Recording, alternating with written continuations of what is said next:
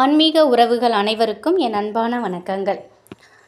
ஏதோ ஒரு கெட்ட நேரம் நம்ம கடனை வாங்கிட்டோம். அந்த கடனை அடைக்கிறதுக்குள்ளே நமக்கு வர டென்ஷன், ப்ரெஷரு நம்ம உடம்பில் பாதி வியாதிகளை உண்டு பண்ணிடும். அந்தளவுக்கு கஷ்டப்படணும்.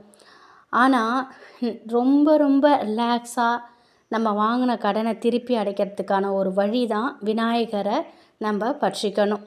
அதுவும் சங்கடகர சதுர்த்தியில் ஒவ்வொரு சங்கடகர சதுர்த்திக்கும் நீங்கள் இதை செஞ்சுக்கிட்டு வந்தீங்கன்னா நிச்சயமாக உங்களுடைய கடன் பிரச்சனையிலேருந்து வெளிவரலாம். முதல்ல அந்த சதுர்த்தி திதி எப்போ வருதுங்கிறத பார்த்துடலாம். 14/5/2025 சனிக்கிழமை அன்று மாலை 3:28க்கு சதுர்த்தி திதி தொடங்குது. ஞாயிற்றுக்கிழமை அன்று 15/6/2025 ஞாயிற்றுக்கிழமை மாலை 3:02 வரைக்கும் சதுர்த்தி திதி இருக்குது. அந்த நேரத்தில் நம்ம விநாயகரை நம்ம வணங்கணும் அப்படின்னா நம்முடைய கடன் சுமை குறையும். பணம் சம்பந்தப்பட்ட சங்கடத்தை போக்க விநாயகர் நமக்கு ஒரு வழியை காட்டி கொடுப்பாங்க. அதுவும் முக்கியமாக நம்ம அந்த சனிக்கிழமை அன்று நீங்கள் மாலை நேரத்தில் விநாயகரை வழிபாடு செய்ய போகிறீங்கனாலும் சரி, அல்லது ஞாயிற்றுக்கிழமை அன்று நீங்கள் வழிபாடு செய்தாலும் சரிங்க. ஆனால் யமகண்டி நேரத்தை தான் நம்ம பயன்படுத்திக்கணும். இப்போது நீங்கள் நார்மலாக விநாயகர் வழிபாடு எப்படி வீட்டில் எளிமையாக செய்கிறீங்களோ அந்த மாதிரி விநாயகர் படத்தை நல்லா துடைச்சிட்டு மஞ்சள் குங்குமம் பொட்டு வைத்து அவங்களுக்கு ஒரு தீபம் ஏற்றி நெய்வேத்தியம் ஏதாவது வச்சுட்டு நீங்கள் விநாயகரை வணங்கிக்கோங்க. கோயிலுக்கு போகும்பொழுது அங்கே போயிட்டு தேங்காய் எண்ணெய் கொண்டு தீபம் ஏற்றி அருகம்புல் வச்சு ஒரு சதை தேங்காய் வேணாலும் உடைச்சிக்கோங்க. கடவுளே இந்த சதை தேங்காய் மாதிரி என்னுடைய கஷ்டங்கள் சதறணும் அப்படின்னு சொல்லி என் கடன் சுமை குறையணும், பணம் சம்மந்தப்பட்ட சங்கடத்தை போக்குங்க அப்படின்னு சொல்லி விநாயகரை மனதார வேண்டிக்கோங்க. இப்போ ஞாயிற்றுக்கிழமை அன்று நீங்கள் இந்த வழிபாடு செய்யுங்க. ஏன்னா ஞாயிற்றுக்கிழமை யமகண்டம் பார்த்திங்கன்னா மதியம் 12 மணியிலிருந்து 1:30 வரைக்கும் இந்த யமகண்ட நேரம் இருக்குது. இதை நீங்கள் பயன்படுத்திக்கோங்க.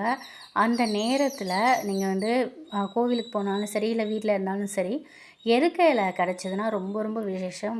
விநாயகருக்கு உகந்த ஒரு இலை எருக்க இலை. எருக்க இலை கிடச்சிது அப்படின்னா அதை நல்லா மஞ்சள் தண்ணீரால் கழுவிட்டு அதை வைத்து அதில் கொஞ்சமாக நவதானியங்கள் கிடச்சிது அப்படின்னா அதை வைத்து ஒரு தீபம் ஏற்றுங்க. இல்லைன்னா பச்சரிசி வைத்து ஒரு தீபம் ஏற்றுங்க. தீபம் ஏற்றிட்டு நீங்கள் என்ன பண்ணுங்கள், ஒரு கைப்பிடி அளவுக்கு கொள்ளு எடுத்துக்கோங்க. அதை உங்கள் தலையை 9 முறை சுற்றிட்டு இந்த கொள்ளு பருப்பை காக்கை குருவிகளுக்கு இரையாக போடணும். இந்த பரிகாரத்தை நீங்கள் கோவிலில் செய்வது ரொம்ப ரொம்ப சிறப்பு. இந்த நேரத்தில் விநாயகர் கோயில் திறந்திருந்தால் இந்த பரிகாரத்தை நீங்கள் விநாயகர் கோயிலில் செய்யலாம். அதே மாதிரி அரசு மரத்தடி பிள்ளையார் இருந்தாலும் ரொம்ப ரொம்ப பவர் அவங்களுக்கு முன்னாடி கூட நீங்கள் செஞ்சுட்டு அந்த பரிகாரத்தை அங்கேயே முடிச்சுட்டு மரத்தடியில் அந்த கொள்ளை தூவி விட்டால் மிகப்பெரிய கடன் கூட சுலபமாக அடையும். அதே மாதிரி உங்களால் முடிந்தால் சங்கடகர சதுர்த்தினால் ஒரே 1 கிலோ கொள்ளு வாங்கி விநாயகர் கோவிலில் இருக்கக்கூடிய அர்ச்சகருக்கு நீங்கள் தானமாக கொடுக்கலாம். இல்லைனா ஏழை எளியவர்களுக்கு சுண்டல் மாதிரி செஞ்சு அந்த கோவிலுக்கு வரக்கூடியவங்களுக்கு நீங்கள் பிரசாதமாகவும் கொடுக்கலாம். இதனாலேயும் கடன் சுமையிலிருந்து வெளிவர முடியும். இந்த பரிகாரம் ரொம்ப ரொம்ப பவர்ஃபுல்லானது. இதை யமகண்ட நேரத்தில் இந்த பரிகாரத்தை நீங்கள் செய்யணும். யமகண்ட நேரத்தில் செஞ்சுட்டு கூட நீங்கள் சங்கடகர சதுர்த்தி பூஜையை உங்கள் வீட்டில் எளிமையாக நீங்கள் பண்ணிக்கலாம்.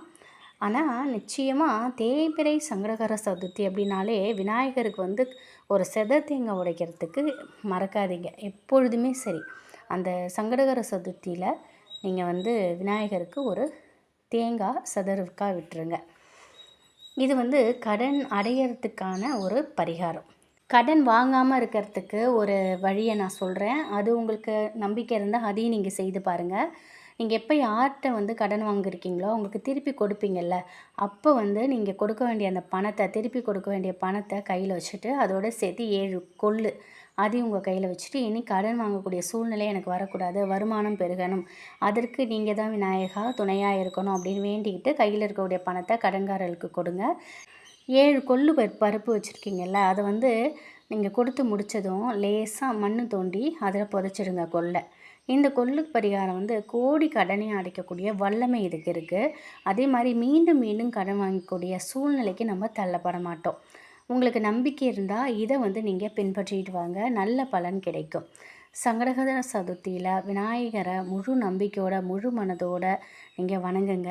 இப்படி எதுவுமே எங்களால் பண்ண முடியல அப்படின்னு நினைக்கிறவங்க சதுர்த்தி தினத்தில் அன்னைக்கு வந்து ஞாயிற்றுக்கிழமை விடுமுறை நாட்களில் தான் வருது. நீங்கள் காலை நேரத்தில் கூட இதை செய்யலாம்.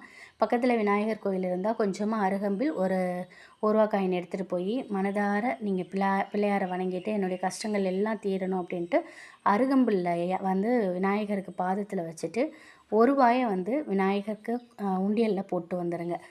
இந்த மாதிரி வந்து முழு நம்பிக்கையோடு இதே மாதிரி சங்கடகர சதுர்த்தியில் செஞ்சுட்டு வந்தீங்கன்னா உங்களுடைய கஷ்டங்கள் குறையும். விரைவிலேயே உங்களுடைய கடன் பிரச்சனை தீரும். உங்களுக்கு நம்பிக்கை இருந்தால் இதையுமே நீங்கள் செய்து பார்க்கலாம். மனதார விநாயகரை துதியுங்க, அனைத்தும் நல்லதாகவே நடக்கும். நன்றி.